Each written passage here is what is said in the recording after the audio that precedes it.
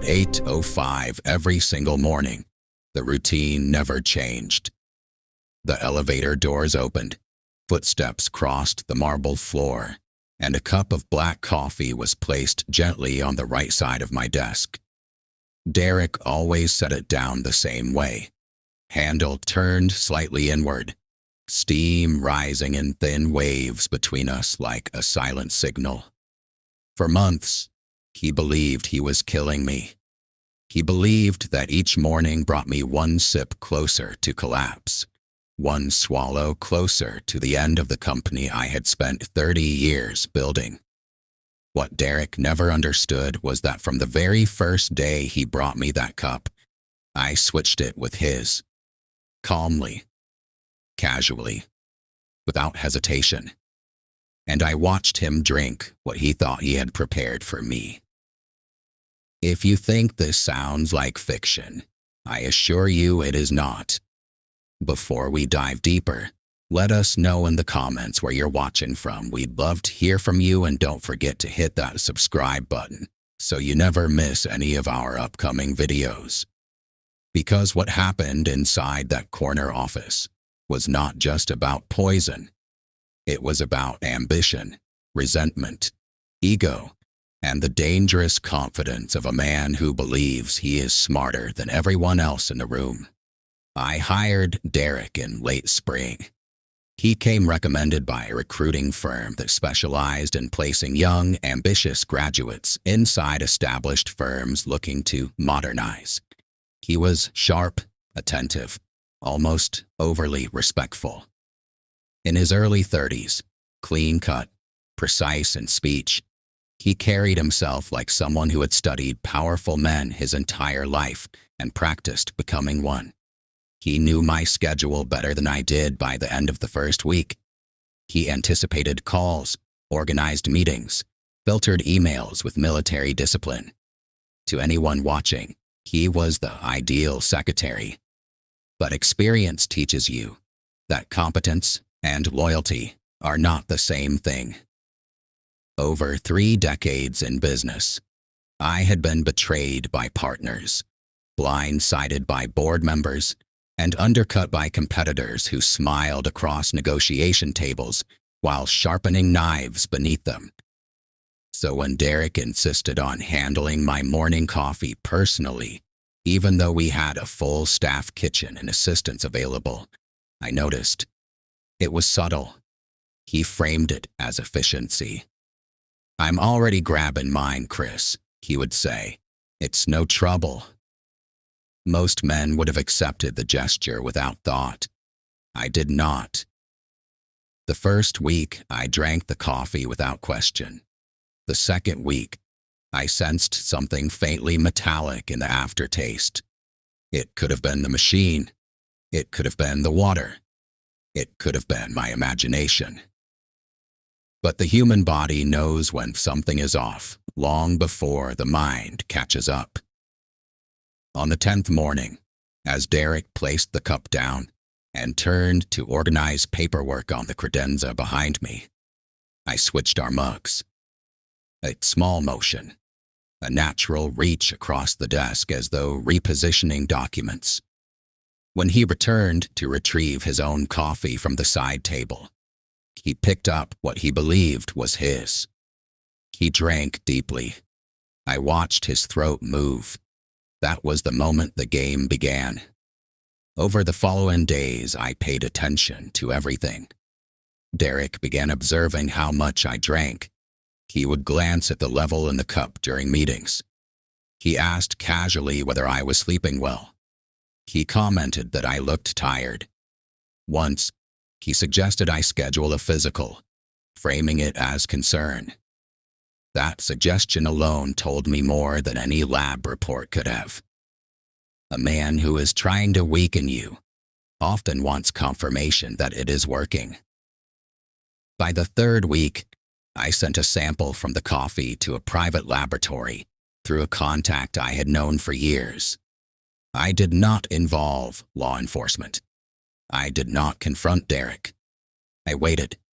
The results came back with trace amounts of a compound used in certain industrial cleaners, harmless in microscopic exposure, but dangerous when consumed consistently over time. It was measured, calculated. Someone had done research. Cases like this are rare but real.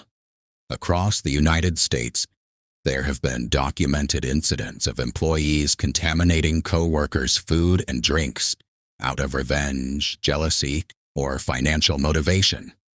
Some used arsenic. Others used antifreeze. In several corporate disputes, gradual poisoning was chosen because it mimicked illness. It delayed suspicion. It bought time. Derek had chosen something less dramatic, but equally deliberate. The lab confirmed cumulative toxicity. Continued exposure would have led to organ damage within months. When I read the report, I did not feel fear. I felt clarity. I considered my options. I could have called the police immediately. I could have terminated him quietly and tightened internal controls. But something larger was at play. 3 months before Derek's arrival, a rival firm had approached us with an aggressive acquisition offer. We declined. They had made it clear they would not stop. Derek's resume revealed a short internship at a subsidiary connected to that competitor.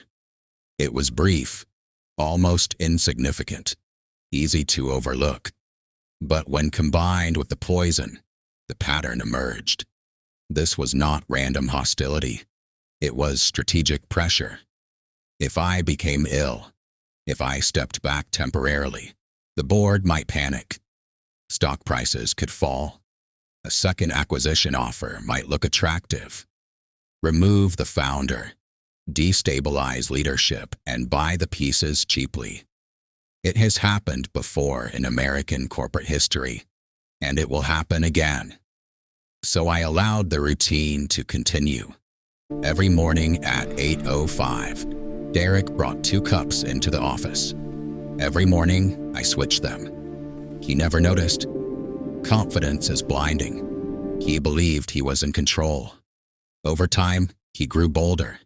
He began asking about succession plans. He asked whether I had considered delegating more authority to senior management. He asked how the board would function if I took extended medical leave. Each question was framed professionally, but the pattern was clear.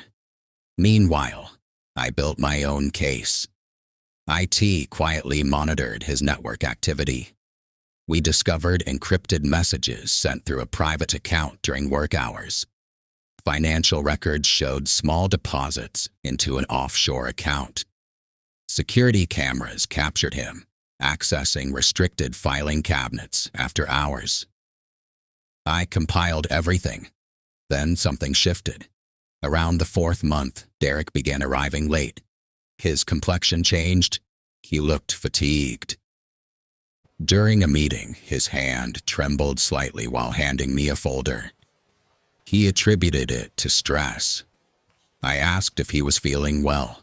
He smiled and said he was fine. By that point, the cumulative exposure he had designed for me was affecting him instead. Slow consequences are difficult to recognize when you expect someone else to suffer them. I scheduled a board meeting for the following Friday. In that room sat our legal counsel, 2 independent directors, and an external investigator I had hired discreetly. Derek entered unaware. He took his usual seat along the side wall, tablet in hand, prepared to record notes. I began by reviewing quarterly performance, speaking calmly, methodically. Then I placed the lab report on the table. I described the compound found in my coffee. Derek's posture stiffened. I continued, outlining the surveillance footage, the financial transfers, the communication logs. Finally, I explained the cup switching. Silence filled the room in a way that words cannot capture. I told him he had been ingesting the very substance he believed was weakening me. The color drained from his face. He attempted denial at first, then confusion, then anger. But evidence does not bend under emotion. Law enforcement was contacted immediately after the meeting. Derek was escorted from the building without resistance. Subsequent investigation confirmed coordination with an external party tied to our competitor. Charges included attempted poisoning, corporate espionage, and conspiracy. The competitor denied direct involvement, claiming Derek acted independently. Whether that was true remains debated.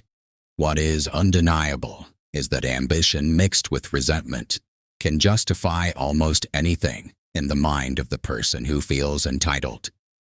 People often ask why I suspected him so early. The truth is simpler than it sounds. Power attracts those who want it without earning it.